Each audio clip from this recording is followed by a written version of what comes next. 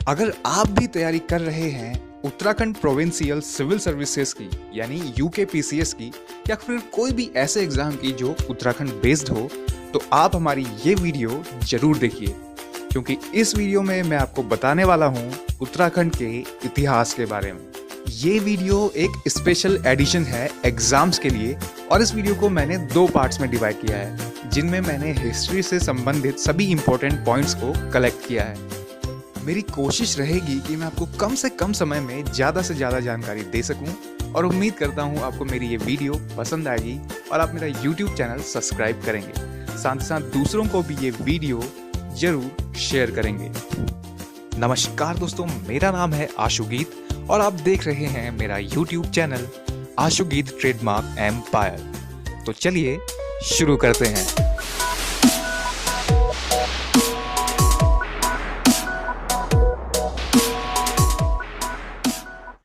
Point number 1, Uttarakhand का सबसे पहला उल्लेख हमें ऋग्वेद से मिलता है, जिसमें उत्तराखंड के लिए देवभूमि या मनीषियों की पूर्ण भूमि शब्द का प्रयोग किया गया है। ऐतरेय ब्राह्मण में उत्तराखंड को उत्तर कुरु क्षेत्र कहा गया है। इसके अलावा स्कंद पुराण में उत्तराखंड को 2 खंडों में विभाजित बताया गया है, मानसखंड और केदारखंड। मानसखंड है वर्तमान का कुमाऊं क्षेत्र और केदारखंड है वर्तमान का गढ़वाल क्षेत्र। मानसखंड और केदारखंड के बीच की बाउंड्री उस समय नंदा देवी पर्वत चोटी थी और मानसखंड और केदारखंड को अगर संयुक्त रूप से देखें तो पुराणों में इस क्षेत्र को खसदेश, ब्रह्मपुर और उत्तरखंड आदि नामों से संबोधित किया गया है।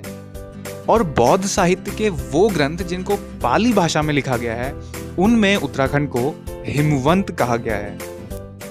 इसके अलावा गढ़वाल को महाभारत और कुछ अन्य ग्रंथों में भी बद्रिकाश्रम, तपोभूमि, स्वर्गभूमि कहा गया है, जबकि कुमाऊं के लिए पुराणों में आमतौर पर कूर्मांचल शब्द का प्रयोग किया गया था।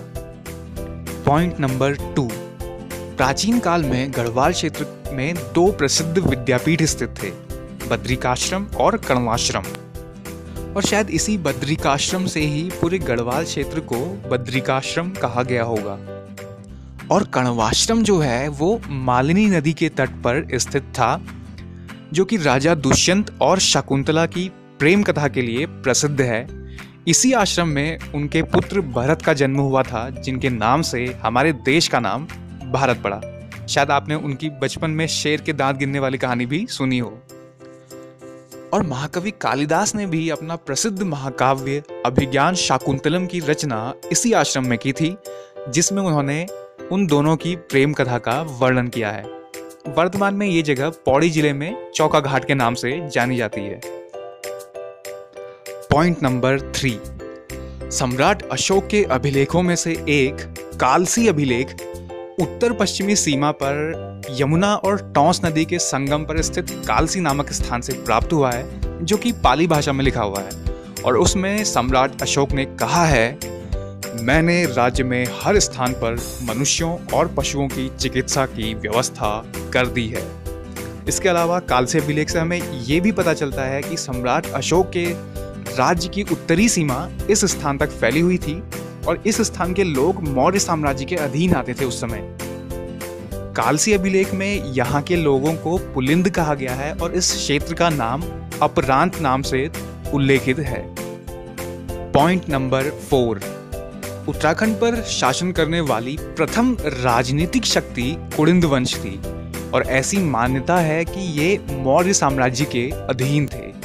शायद पुलिंद लोग जिनका उल्लेख कालसी अभिलेख में है वही बाद में चलकर कुड़िंद कहलाए होंगे, ऐसा मेरा मानना है। तो कुड़िंद वंश का सबसे शक्तिशाली राजा था अमोदविभूति। अमोदविभूति ने चांदी और तांबे के सिक्के चलाए और उनके चांदी के सिक्के पर प्राकृत भाषा में लिखा हुआ था रज कुड़िंस अमोदविभूतिस महारजस। और स्क्रीन पर आप देख भी सकते हैं कि उनके इन सिक्कों पर मृग और देवी के चित्र चिन्हित थे। कुड़िंदों के बाद शकों ने यहाँ पर कुछ समय शासन किया और उन्होंने शक संवत चलाया, एक प्रकार का कैलेंडर। और इसके अलावा उन्होंने यहाँ कई सारे सूर्य मंदिर बनाए, जिनमें से अल्मोड़ा में कोसी के पास स्थित कटारमल का सूर्य मंदिर सबसे अधिक प्रसिद्ध है। इनके बाद कुषाणों ने, फिर नाग वंश के लोगों ने और फिर मौखरी वंश ने कुछ समय के लिए यहाँ पर शासन किया और फिर ये क्षेत्र वर्धन वंश के राजा हर्षवर्धन के अधीन हो गया। पॉइंट नंबर 5, राजा हर्षवर्धन के समय में ही बाणभट्ट ने अपनी प्रसिद्ध पुस्तक हर्षचरित लिखी और इसी समय चीनी यात्री ह्वेनसांग उत्तराखंड आया और उसने उत्तराखंड को अपनी पुस्तक सियुकी में पोली हिमोपुलो कहा और हरिद्वार को उसने मोयुलो कहा। इसके अलावा उसने अपनी पुस्तक में ये भी लिखा कि इस क्षेत्र में बौद्ध धर्म का बहुत बोलबाला है, जबकि हर्षचरित में उत्तराखंड को ब्रह्मपुर और हरिद्वार को मयूरपुर कहा गया है। ब्रह्मपुर और मयूरपुर उत्तराखंड और हरिद्वार ही हैं, इस बात की पुष्टि की अंग्रेजी इतिहासकार कर्निंघम ने। लेकिन 648 में राजा हर्षवर्धन की मृत्यु के बाद ये राज्य फिर से कई सारे छोटे बड़े टुकड़ों में बंट गया। इसके बाद उत्तराखंड के सभी छोटे बड़े राज्यों को इकट्ठा कर एक बार फिर से यहाँ लगभग 700 ईस्वी में एक नए राजवंश की स्थापना हुई, कार्तिकेयपुर राजवंश। और शुरुआती लगभग 300 वर्षों तक इस राजवंश ने चमोली जिले के जोशीमठ में कार्तिकेयपुर नामक स्थान को अपनी राजधानी बनाया। लेकिन इसी बीच गढ़वाल में एक नए परमार या पंवार वंश का उदय होने लगा, जिसके कारण इन्होंने डिफेंसिव मोड में आकर अपनी राजधानी कुमाऊं की तरफ शिफ्ट कर दी और अल्मोड़ा और बागेश्वर के बैजनाथ के बीच स्थित कत्यूरी घाटी में अपनी नई राजधानी बनाई। इनकी राजभाषा संस्कृत तथा आम बोलचाल की लोक भाषा पाली थी और इसी कार्तिकेयपुर राजवंश के शासनकाल में ही उत्तराखंड में आदि गुरु शंकराचार्य आए। उन्होंने यहाँ पर विस्तृत बौद्ध धर्म के प्रभाव को खत्म किया और बद्रीनाथ मंदिर और केदारनाथ मंदिर का जीर्णोद्धार कराया। लेकिन ऐसी भी मान्यता है कि बद्रीनाथ मंदिर इससे पहले एक बौद्ध मठ हुआ करता था, जिसे सम्राट अशोक के काल में बनाया गया था। इसके अलावा भारत के 4 कोनों में स्थित 4 मठों में से एक ज्योतिर्मठ की स्थापना उन्होंने यहाँ पे की और 820 ईस्वी में केदारनाथ में उनकी मृत्यु हो गई। यहाँ से आगे हम थोड़ा कुमाऊं के संदर्भ में इतिहास को जानेंगे और इसे पूरा करने के बाद फिर गढ़वाल क्षेत्र के परमार वंश की बात करेंगे। तो कार्तिकेयपुर राजवंश को उत्तराखंड का, विशेष रूप से कुमाऊं का प्रथम ऐतिहासिक राजवंश माना जाता है और इस राजवंश का प्रथम शासक था राजा बसंत देव, जिसने परमभद्वारक महाराजाधिराज परमेश्वर की उपाधि धारण की थी। कार्तिकेयपुर राजवंश के बाद शायद यहाँ उन्हीं की एक शाखा कत्यूरी वंश का उदय हुआ, लेकिन शुरुआती तौर पर ही वो कई अन्य शाखाओं में टूटकर एक छोटे से क्षेत्र तक ही सीमित रह गई। अस्कोट के रजवार और डोली के मल इस वंश की प्रमुख शाखाएं थी। इसी बीच पश्चिमी नेपाल के राजा अशोक चल ने 1191 में कत्यूरी राज्य पर आक्रमण किया और उसके कुछ हिस्सों पर अधिकार भी कर लिया। और इस वंश का अंतिम शासक था ब्रह्मदेव, जिसे बीरमदेव या बीरदेव भी कहा गया है। इसी के समय 1398 में तैमूरलंग ने भारत पर आक्रमण किया और हरिद्वार में उसका सामना ब्रह्मदेव से हुआ, लेकिन इस युद्ध में ब्रह्मदेव मारा गया और इस तरह कत्यूरी वंश का भी अंत हो गया। लेकिन इन्हीं के समकालीन कुमाऊं के ही क्षेत्र में एक वंश धीरे धीरे अपनी पकड़ मजबूत कर रहा था और जैसे ही 14वीं सदी में कत्यूरी वंश का अंत हुआ, ये वंश संपूर्ण कुमाऊं क्षेत्र में स्थापित हो गया। ये वंश था चंद राजवंश। चंद राजवंश का प्रथम शासक था या कहीं संस्थापक था थोहर चंद और इनकी राजधानी थी चंपावत। चंद राजाओं का राज्य चिन्ह थी गाय और इनके सिक्कों, मोहरों और झंडों पे सभी पे गाय का चिन्ह अंकित था। एक चंद राजा भीष्मचंद ने अपनी राजधानी को चंपावत से बदलकर अल्मोड़ा करने की सोची और इसी उद्देश्य से उसने अल्मोड़ा में खगमरा किले का निर्माण कराया। लेकिन जैसे ही खगमरा किला बन के 1560 में तैयार हुआ, भीष्मचंद की मृत्यु हो गई और फिर 1563 में बालो कल्याण चंद ने अपनी राजधानी चंपावत से बदलकर अल्मोड़ा की। इसके साथ साथ उसने अल्मोड़ा में लाल मंडी का किला, जिसे फोर्ट मोइरा भी कहते हैं, और मल्ला महल का किला बनाया इस तरह बालो कल्याण चंद ने अल्मोड़ा नगर को बसाया था। मुगल कालीन साहित्य जैसे जहांगीरनामा और शाहनामा से हमें पता चलता है कि चंद राजाओं के मुगल साम्राज्य से भी संबंध थे। और फिर 1790 में चंद राजवंश के अंतिम शासक राजा महेंद्र चंद को हराकर गोरखाओं ने कुमाऊं क्षेत्र पर अधिकार कर लिया और इस तरह चंद राजवंश का सूर्य भी अस्त हो गया। अब चलते हैं दोबारा से नवीं शताब्दी के गढ़वाल क्षेत्र में।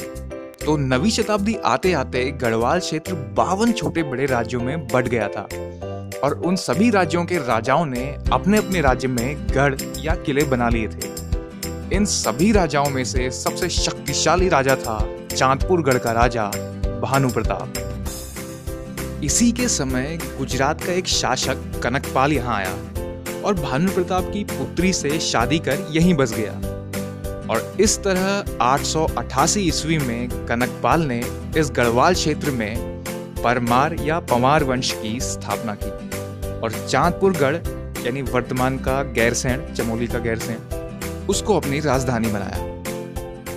परमार वंश के 37वें शासक अजयपाल ने 1515 में बाकी के सभी गढ़ों को जीतकर एक नया गढ़ बनाया जिसका नाम उसने रखा गढ़वाल और इसी ने अपनी राजधानी चांदपुर गढ़ से बदलकर पहले देवलगढ़ और फिर 1517 में श्रीनगर स्थापित कर दी। और इस वंश के शासक बलभद्र को दिल्ली सल्तनत के लोधी शासक बहलोल लोधी ने शाह की उपाधि प्रदान करी और तभी से परमार वंश के शासकों ने अपने नाम के आगे शाह लगाना शुरू करा। इसके अलावा परमार वंश के इतिहास में एक इंटरेस्टिंग घटना भी घटी। हुआ यूं कि 1636 में महीपति शाह की मृत्यु के बाद उनका अल्पवयस्क पुत्र पृथ्वीपति शाह गद्दी पर बैठा, लेकिन क्योंकि वो अल्पवयस्क था इसलिए उसकी संरक्षिका बनाया गया रानी कर्णावती को। इसी बीच मुगल सम्राट शाहजहां के सेनापति नवाजत खान ने गढ़वाल के दून घाटी पर हमला बोल दिया।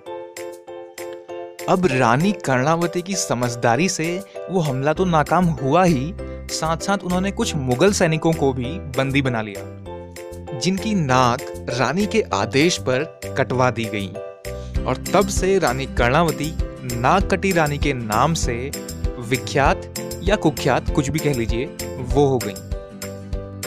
पॉइंट नंबर 10, कुमाऊं क्षेत्र पर अधिकार करने के बाद गोरखाओं ने 1791 में गढ़वाल पर भी आक्रमण किया, लेकिन उसमें वो पराजित रहे। और फिर 1803 में जब गढ़वाल भयंकर भूकंप से पीड़ित था, उस समय गोरखाओं ने फिर से गढ़वाल पर आक्रमण किया और इस बार वो कुछ हिस्से पर कब्जा करने में सफल रहे। तत्कालीन गढ़वाल के शासक प्रद्युमन शाह ने 14 मई 1804 को देहरादून के खुड़बुड़ा मैदान में गोरखाओं के खिलाफ निर्णायक युद्ध लड़ा, जिसमें उनकी मृत्यु हो गई। और इसी युद्ध के बाद अब पूरा कुमाऊं और गढ़वाल का भी बहुत सा क्षेत्र गोरखाओं के अधीन हो गया।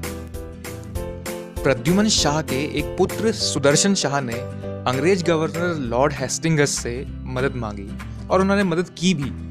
अक्टूबर 1814 में अंग्रेजों ने गोरखाओं के विरुद्ध सेना भेज दी और 1815 की शुरुआत तक गढ़वाल एक बार फिर से स्वतंत्र हो गया, लेकिन अंग्रेजों ने 7 लाख रुपए युद्ध व्यय न देने के कारण गढ़वाल के पूर्वी हिस्से पर कब्जा कर लिया।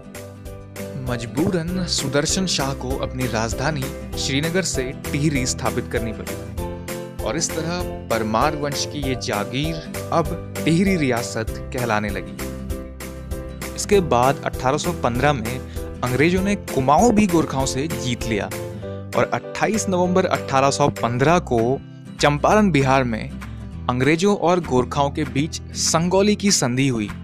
हालांकि ये लागू मार्च 1816 से हुई और फिर कुमाऊं और गढ़वाल का लगभग सभी क्षेत्र टिहरी रियासत को छोड़कर अंग्रेजों के हाथों में आ गया।